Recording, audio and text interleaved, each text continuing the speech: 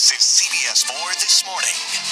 Good morning, everybody. It's Tuesday, July 26th. I'm Michaela White. And I'm Michelle Griego. Thanks so much for waking up with us this morning. We want to check your forecast right now with Ashton. Good morning. Well, look at that beautiful start to the day out to the east. The sun will be up here in about another 20 minutes or so, about 10 minutes before 6 a.m. for our official sunrise. The chance for rain returns today. Yesterday, a rather unusual July day with virtually no chance of rain around Denver. But today, rain chances return. We'll put in about a 30 to 40% chance for showers and storms up and down the Front Range, and even better chance for our friends on the Northeast Plains as we get into the evening hours, and a few storms could be severe in Northeast Colorado later today. We'll talk more about that coming up. 68 degrees downtown Denver. It's 60 in Battlement Mesa out west, where Weldon and Carroll just checked in, two of our first alert weather watchers on the western slope. Your summer fun forecast for today: 9 a.m. 73, noon 83, and a high today of 87, similar to where we were yesterday.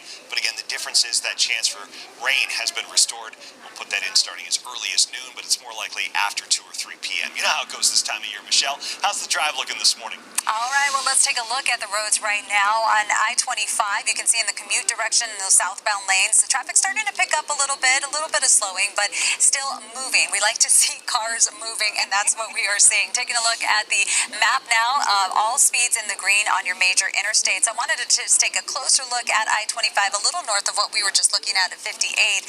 From Thornton into Denver, the drive is looking pretty good. 8 minutes from 120th to I-70. And taking a look at some of your other drive times, if you're coming in from the west, everything looking good. Speeds dipping down to 35 miles per hour on 285 in the eastbound lanes, but still an 8-minute drive from Santa Fe to I-25. All right, Michelle, thank you. More than half of Jefferson County's elementary schools are losing students, and today families could hear more about closing some schools. Our Justin Adams is live now, and Justin, tonight's focus is enrollment numbers and the cost to educate each student.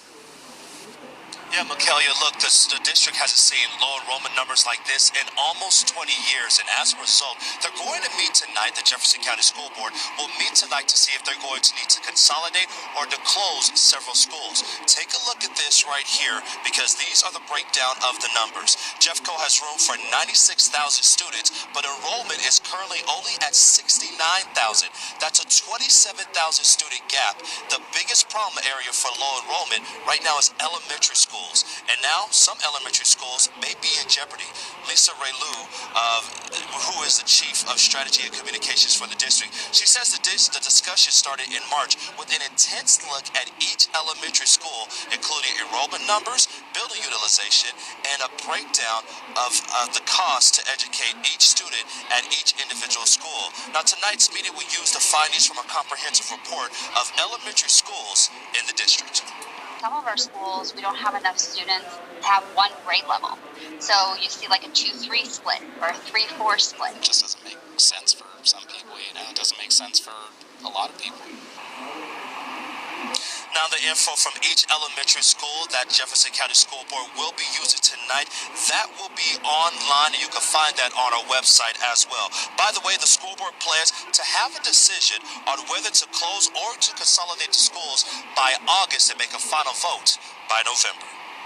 In Jefferson County, Justin Adams, covering Colorado First. Justin, thank you so much. And covering Colorado First in Gunnison, AG Phil Weiser recently visited Mountain Town. Now, that's after learning people there are facing a 70% increase in monthly lot fees for mobile homes.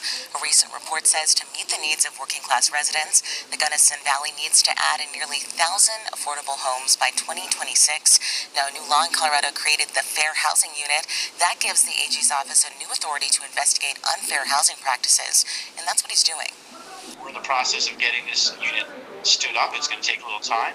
And part of what this visit was valuable for me is to get a sense on the ground of how our work will make a difference for people.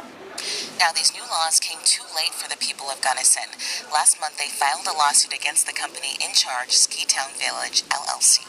An update now to a story we've been following for days. The 21-year-old man, Denver police say, had a gun when officers opened fire near a crowd in Lodo, is expected in court today. Jordan Waddy is facing charges of having a gun as a previous offender, as well as third-degree assault. Police confronted Waddy on 17th and 20th and Larimer as the bars were closing. They say Waddy pulled a gun from his pocket. Police ended up shooting in his direction and hurting 6 other bystanders. Waddy was also hit and taken to the hospital, then jail. An investigation into Denver officers' decision to shoot is underway right now. In Inglewood, 2 police officers are on paid leave after a 22-year-old man was shot and killed by officers. Police say they responded to a call about a family fight on South Grove Street and West Bellwood Wood Drive Sunday evening. They say they were met with gunfire, killing that 22-year-old. Now, no officers were hurt. In an update Monday, police say they arrested another man for the role he was accused in the Sunday evening shooting. 29-year-old Philip Blankenship is facing a charge of first-degree murder. And developing now, Indiana lawmakers deciding whether to further ban abortions in the state. Protesters could be heard inside and outside of the State House during their first day of a special session. Now, many anti-abortion rights supporters held signs and chanted "Life begins at conception," calling for a total ban on abortion. Abortion rights advocates stood on the opposite side, saying the difficult decision to have an abortion should be left up to each person. Since the Supreme Court overturned Roe v. Wade, more people are coming to Colorado for abortion services. COBOL is a fund that gives financial assistance to those wanting abortion care. The group has helped 168 people with the cost of traveling to Colorado for an abortion since that ruling. That's 5 times the number of people they assisted in all of last year. It's 5:35 right now. Let's get another check on our forecast. Ashton Artillery is in the First Alert Weather Center. 68 degrees outside. Yeah, that's downtown over at City Park. It's 64 where this camera's located. We do have clear skies. We'll have a nice view of the sun coming up to the east. And if you look west, you'll see a little sliver of our moon. It's about 5% full. Moon set not until about 7:30. So we'll have an hour or so where the sun's up and the moon's up. That's always cool. 9 a.m., 76 by noon today, 84. High temperature close to 90.